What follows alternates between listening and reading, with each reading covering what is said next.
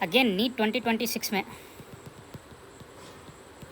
बहुत high chance है कि ये क्वेश्चन पूछा जाएगा, क्योंकि एनटीए वाले नीट के है ना एनसीईआरटी के सॉल्ड एग्जाम्पल पूछ रहे हैं, वो 2019 से ही पूछ रहे हैं लगातार, और ये आसान है, वो पूछा जा सकता है। ठीक है, तो देखो इक्विलिब्रियम कांस्टेंट इस रिएक्शन को निकालने के लिए बोला है आपको, copper plus 2Ag plus giving copper 2 plus and 2Ag, और ई नॉट वैल्यू दे रखा है। आपको पता है कि जब भी इक्विलिब्रियम होता है तो एट इक्विलिब्रियम क्या होता है, ई सेल का वैल्यू होता है 0। ठीक है, अब आपको पता है कि अगर ई सेल का वैल्यू 0 है तो नेक्स्ट इक्वेशन क्या बोलता है आपको, E cell equal to E not cell minus 0.059 by n log Q. अब इक्विलिब्रियम में यही क्यू क्या हो जाता है, के इक्विलिब्रियम बन जाता है। तो इक्विलिब्रियम में ई सेल का वैल्यू 0 रख दो, ये हो जाएगा E not cell minus 0.059 by N.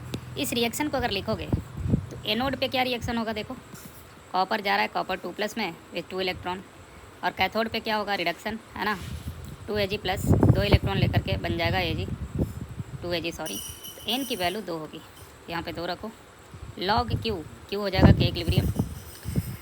अब देखो ई नॉट सेल की वैल्यू दे रखा है 0.46 रख दो, माइनस 0.0591 बाई 2 लॉग के इक्विलिब्रियम। अब सॉल्व करना है तो लॉग के इक्विलिब्रियम की वैल्यू क्या हो जाएगी, देखो इसको इधर लाएंगे तो 0.46 इंटू 2 होगा डिवाइडेड बाई 0.0591, यानी कि इसको सॉल्व करेंगे लॉग के इक्विलिब्रियम की वैल्यू आ रही है अराउंड 15.6।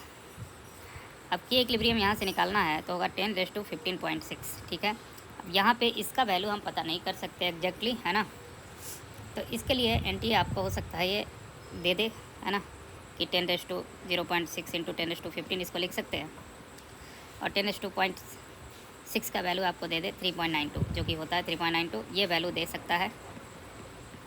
कुछ तो करके इन्फॉर्मेशन कुछ इस तरह से देगा आपको, सो दैट आप इजीली कैलकुलेट कर लो, because it needs calculator, scientific calculator चाहिए, है ना। तो ये फाइनल आंसर आएगा, ईजी है।